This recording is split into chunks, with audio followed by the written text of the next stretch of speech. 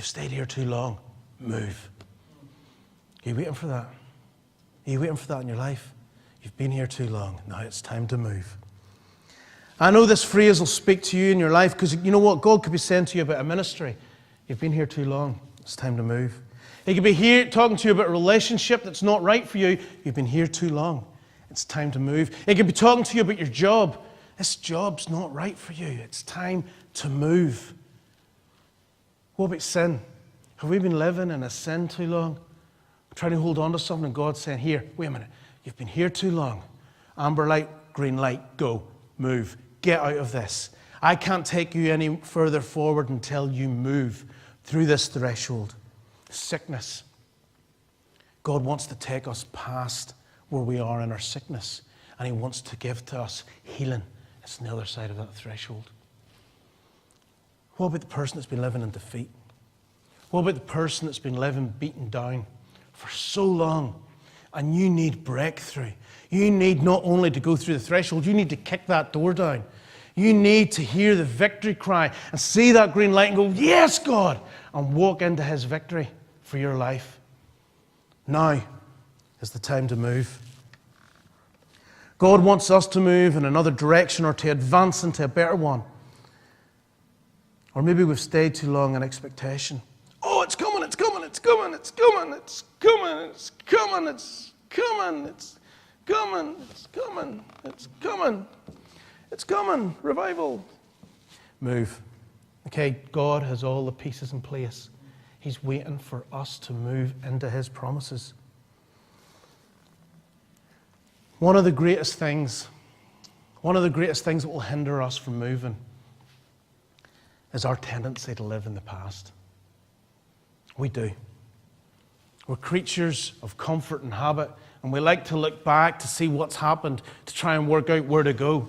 It's like weather forecasts. They have all these satellites and heat imaging stuff about, and they're looking down on the earth, but really what they do is they go back and they look over, oh, how's the weather been over the last few months, and how's the weather going to be over the last few years, and try and work out some formulas and come up with, you stick your hand out the window. If it's dry when you bring it in, it's good outside. If it's wet when you bring it in, it's not so good. Okay? Just to simplify things down to my level. But we live in the past. Both the good and the bad. Both the good and the bad. I mean, I've been involved in some great ministries. And whenever me and Wayne served in Strong Words together, it was brilliant. Went around the country preaching the gospel, and then from everywhere from drug rehab and prisons right through to some of the most religious churches you would ever think. And we were in there preaching the gospel of Christ. But you know what? That's not for today. And I can't live in that glory. That's eating stale bread. That's eating old food. That's lifting stuff out of the garbage and trying to bring it out. That's nearly like chewing the cud, regurgitating over stuff that you've already passed through. I'm not going to get into the significance of that, but that's not what God wants me to feast on. That's not what God wants for my life. Can't live in past glory. I need to be willing to let go of the past to move into what God has.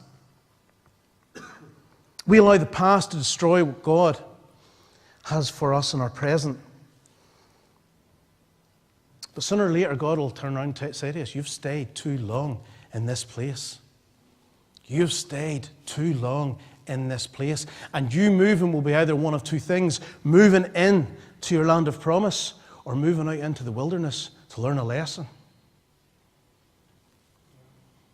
That's biblical teaching. That's what He did with the children of Israel. They were there. They were there right at the threshold, waiting and waiting. And when God gave them the green light, they're like, I don't know. And look what they missed out on. A generation lost. 40 years of blessing gone because they didn't move when God told them to into His promises.